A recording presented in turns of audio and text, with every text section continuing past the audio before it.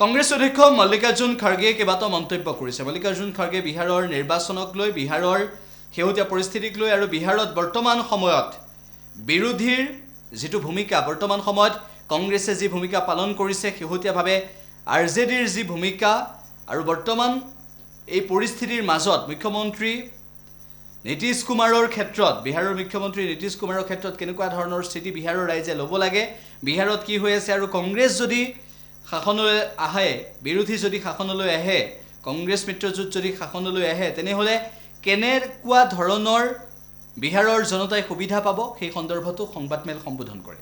हम जो कहा है वो करके दिखाएंगे। हम हर परिवार को एक सदस्य को रोजगार देने का वायदा किए हैं।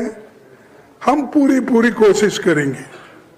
उसके बाद महिलाओं को 2500 प्रति माह देने का वायदा, उसको 3000 रुपये, 30,000 वार्षिक बनाते हैं। अब आपको मालूम है कि कर्नाटक में हम दे रहे हैं, अभी ऑलरेडी 24,000 वहाँ पर मिल रहा है साल को। उसी तरह 200 यूनिट बिजली ये कर्नाटक में हमने दिया है, यहाँ भी देंगे।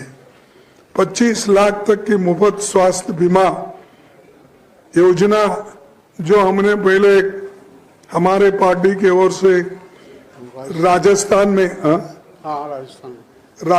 में हमने लागू की थी, वही स्कीम यहाँ पर भी हम लागू करेंगे। ये कोई इसमें असाध्य नहीं है, साध्य है, करके दिखाए हैं गहलोत साहब, हम भी करके दिखाए वहां पर। वही बात तेलंगाना में भी करके दिखाए। तो हम जो कहते हैं वो करते हैं और करके रहेंगे।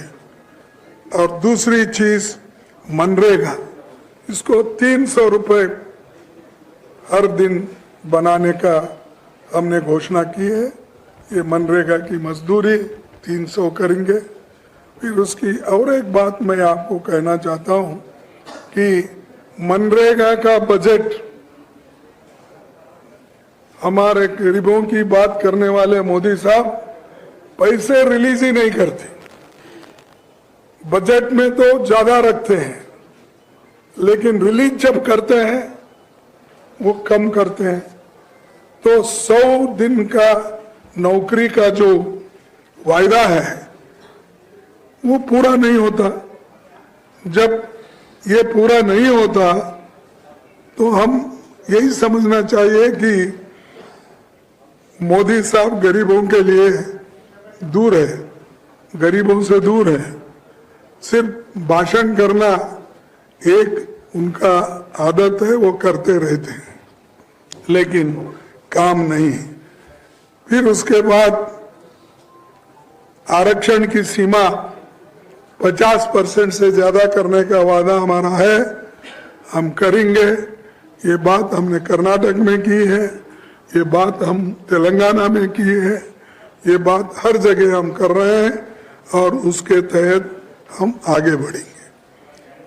फिर ओबीसी के लिए पंचायत में आरक्षण 20% से बढ़ाकर 30% और एससी के लिए 16 से बढ़ाकर 20% किया जाएगा।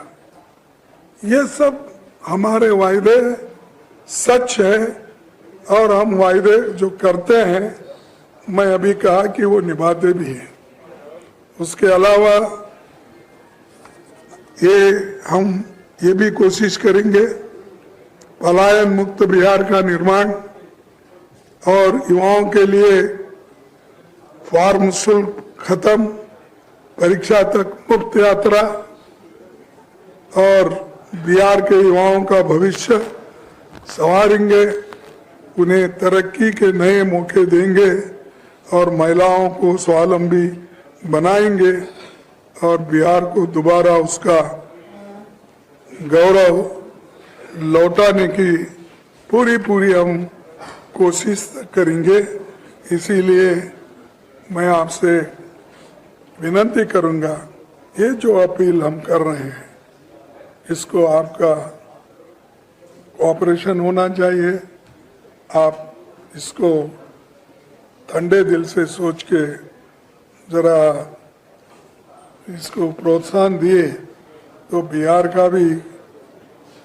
के युवा, स्त्री, पुरुष सबका भला हो जाएगा।